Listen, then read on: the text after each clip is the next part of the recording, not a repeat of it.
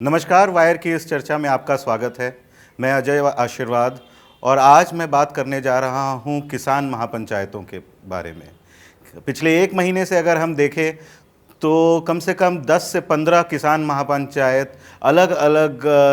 जगहों में western UP में और हरियाणा में हो चुके हैं, जहां पर भारी मात्रा में किसान और अन्य वर्ग के लोग जो हैं वो इकट्ठा होते हुए दिखे और सरकार के खिलाफ इकट्ठा होते हुए दिखे। इस महापंचायत का अगर कोई एक स्वरूप है तो वो एंटी गवर्नमेंट और एक एंटी बीजेपी का रंग है, जहाँ पर लगातार अगर आप कोई भी महापंचायत में जाए तो वहाँ पर एक ही बात निकल कर आती है कि ये सरकार जो नरेंद्र मोदी है, प्राइम मिनिस्टर है, वो झूठ बोल रहे हैं किसानों से और उनके जो आश्वासन दिए जा रहे हैं उनकी तरफ से वो बेमायने हैं। इसलिए बेमायने हैं क्योंकि उन्होंने उनसे बातचीत नहीं की इन फार्म लॉज को लाने से पहले। और जिस तरीके से 1 महीने में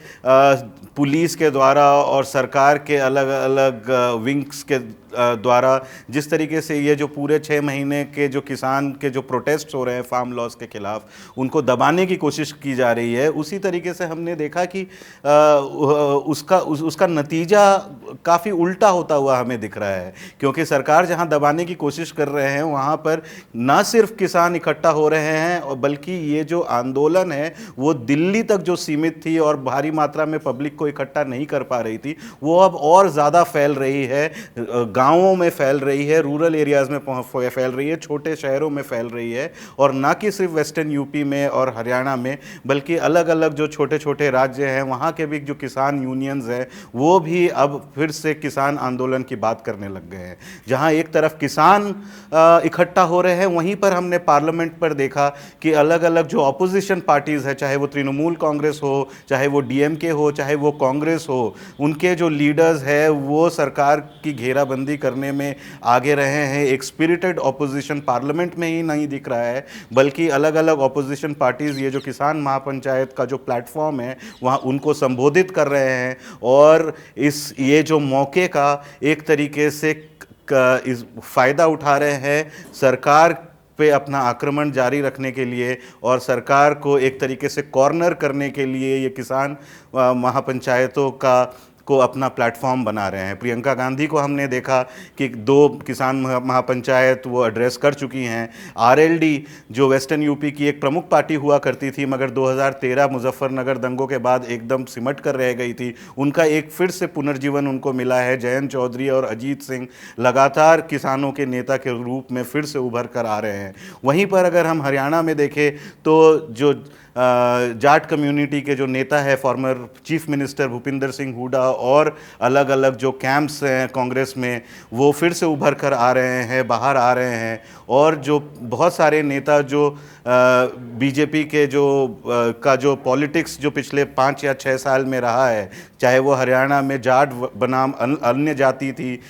या फिर वेस्टर्न यूपी में जाट बनाम मुस्लिम था, वो सब अब वो एक तरीके से बिखरता हुआ नज़र आ रहा है। और यहाँ के जो सारे जो रूरल जो गांव के जो समुदाय हैं वो फिर से एक साथ एक प्लेटफॉर्म में जुड़ते हुए नज़र आ रहे हैं। आप कहीं पे भी वेस्टर्न यूपी पे जाएं तो वहाँ पर आपको यही सुनने को मिलेगा कि अब 36 बिरादरी एक है और 36 बिरादरी खेती करते हैं और वो किसान हैं और वो अपने आपस में वो अब बटेंगे नहीं। उसी तरीके से हरियाणा में आप जाए जहाँ पर जाट बनाम अन्य जाति हो रही थी, वहाँ पर भी हर महापंचायत में आपको न सिर्फ जाट दिखेंगे बगैर अलग अलग जातियों से और अलग अलग धर्म से लोग इकट्ठा होते हुए दिख रहे हैं, जो कहीं ना कहीं अग्रेरियन इकोनॉमी और ये जो खेती का जो इकोनॉमी है उस पर कहीं ना कहीं डिपेंडेंट है। पूरी तरीके से जो किसान महापंचायत जो है वो 2 चीज़ों में सक्षम हुई है। एक तो दिल्ली से आंदोलनों को बाहर ले जाना, और दूसरी जो चीज़ है कि जहाँ पर ये जो 6 महीने से जो आंदोलन चल रहे थे वो सिर्फ फार्म लॉस के खिलाफ थे, लेकिन अब ये जो किसान आंदोलन है वो एक रूरल इकोनॉमी की बात कर रहा है, जहाँ पर सिर्फ फार्मर्स ही अफेक्टेड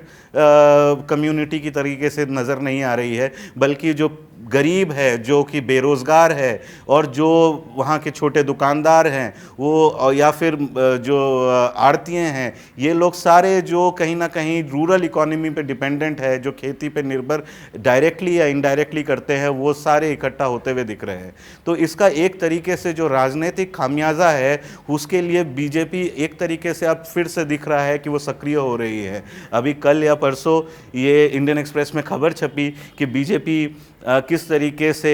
ये जो किसान महापंचायत जो इकट्ठा, जो एक तरीके से फिर से जो राजनीतिक समीकरण बदल रहे हैं, उससे उनको 40 लोकसभा सीटों में खतरा है, और लोकसभा उनको कैसे वो डैमेज कंट्रोल करे, वो सिर्फ अंदर एक बीजेपी के अंदर जो नेता है जो इन 40 सीटों में एक्टिव हैं, वो कहीं ना कहीं एक तरीके से बहुत ही नर्वस दिखाई दे रहे हैं, और उनको डैमेज कंट्रोल करने की अब जो नीचे से जो बीजेपी का जो तबका है, वो भी सेंटर पे एक तरीके से पुशबैक कर रहा है। अपने जो हाईकमांड है बीजेपी का, मोदी, शाह और जो सेंट्रल कमेटी है उनकी, उन पे एक प्रेशर बना रहे हैं कि आप ये जो किसान आंदोलन को किसी तरीके से ख़त्म किया जाए, ताकि उनका और ज़्यादा राजनीतिक नुकसान ना हो।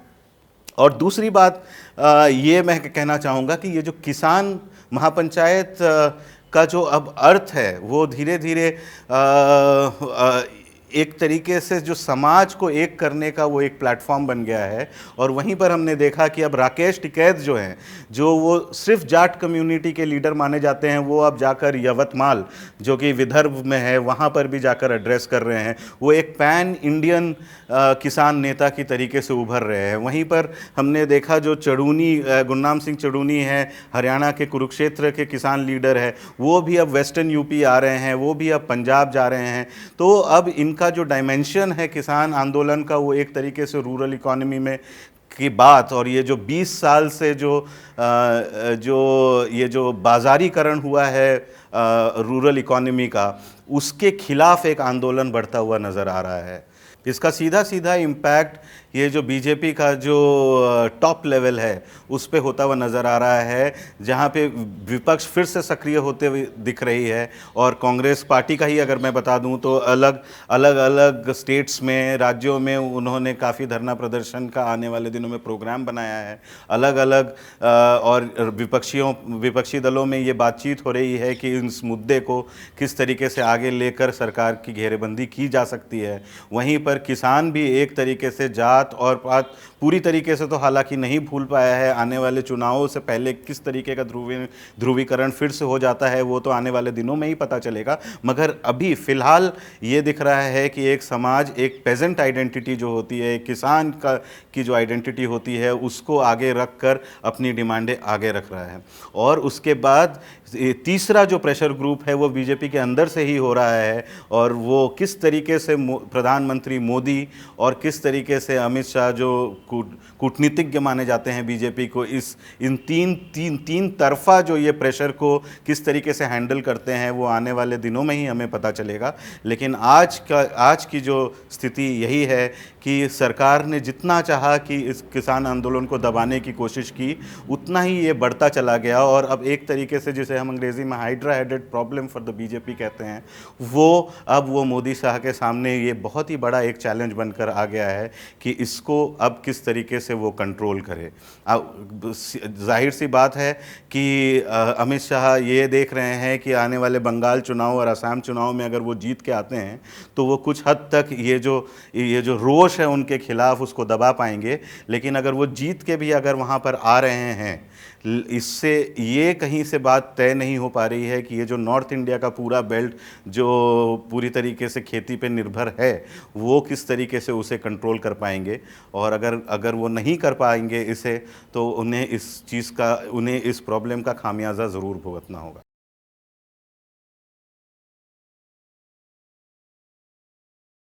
द वायर के और वीडियोस देखने के लिए सब्सक्राइब करें और बेल आइकन पर क्लिक करें। स्वतंत्र पत्रकारिता की आर्थिक मदद करने के लिए डिस्क्रिप्शन में दिए गए लिंक पर जाएं और अपनी राशि चुनें।